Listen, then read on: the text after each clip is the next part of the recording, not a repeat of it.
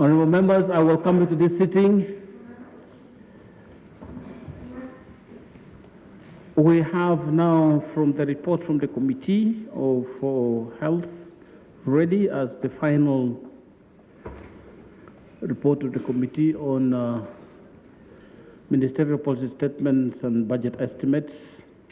That will be the final one on the last day. So we have not done too badly. Chairman of Health, if he's here, we have not done too badly.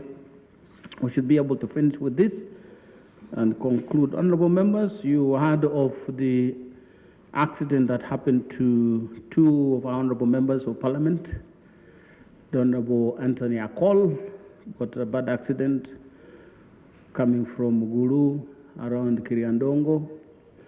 Honorable Michael Tusime also got an accident, but by God's grace, they are not badly off and they have been cleared from danger, but we continue to pray for them.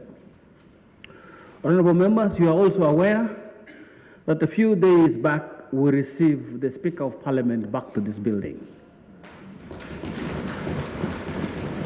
We want to thank you for your prayer and for the mercies of God to have given her this recovery that has enabled her to come back and resume her activities as Speaker of Parliament.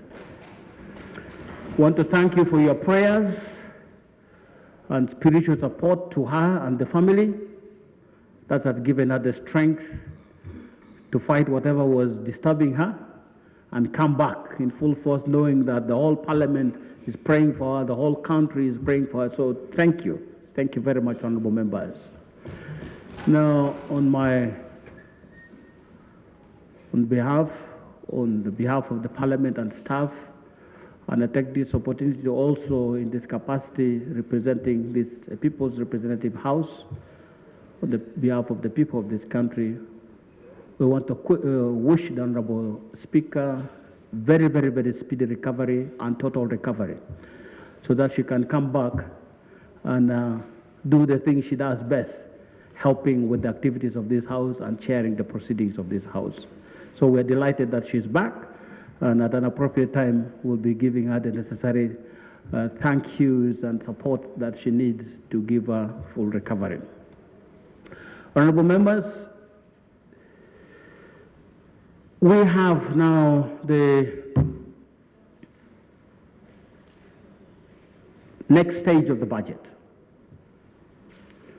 Today, we will finalize with the reports from the sectoral committees and forward this matters to the budget committee. The same zeal with which you have handled the ministerial policy statements and proposals on the budget estimates should be carried to what will be done in the budget committees. Those of you who are members of the budget committee, please look line by line, vote by vote, and see what you can do to change the budget to deal with what this country wants for this next financial year. There are some items called unfunded priorities. When they are priorities, they must be funded.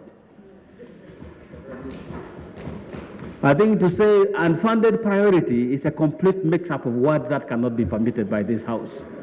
How can it be a priority and it is not funded?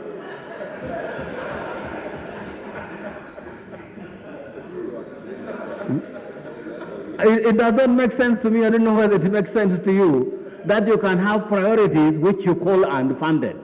Then why call it a priority at all? So let's look vote by vote. Let's look to those numbers with the details and see if we can tilt this budget to support those identified priorities which will support the people of this country and make some changes. So members of the budget committee, we have a tight timeline. Let's try and stick to those timelines so that this House can have a debate on those issues. Because if you take us far towards the end, then we will have difficulties.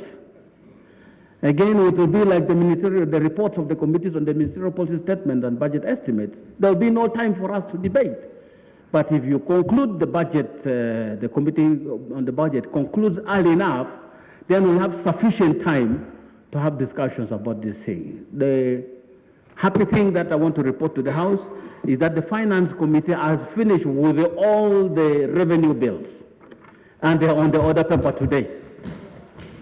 And if we could finish with all of them, then we'll leave everything now just waiting for the Budget Committee to come back, and when it comes back, we'll be able to do the good thing that we should do.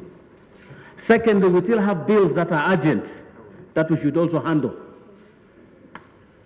We had set ourselves a target of doing at least 20 bills this session. 20 bills excluding the revenue bills, excluding the annual bills that we do for purposes of financing the budget. We wanted to at least finish 20 bills this sitting of Parliament. And of course, we have those that are already in house. We have those that have been returned by the President, like the sugar bill and so on and so forth. It's on the order paper today. We'll see how to proceed with that matter. But by and large, let's see if we can gear up and do more bills. We'll be very delighted. Our report, when we go to the State of the Nation address, will be looking very good. And this time, the people of Uganda will say, yes, they have done it. And we'll all be happy that we'll have achieved a lot for this country.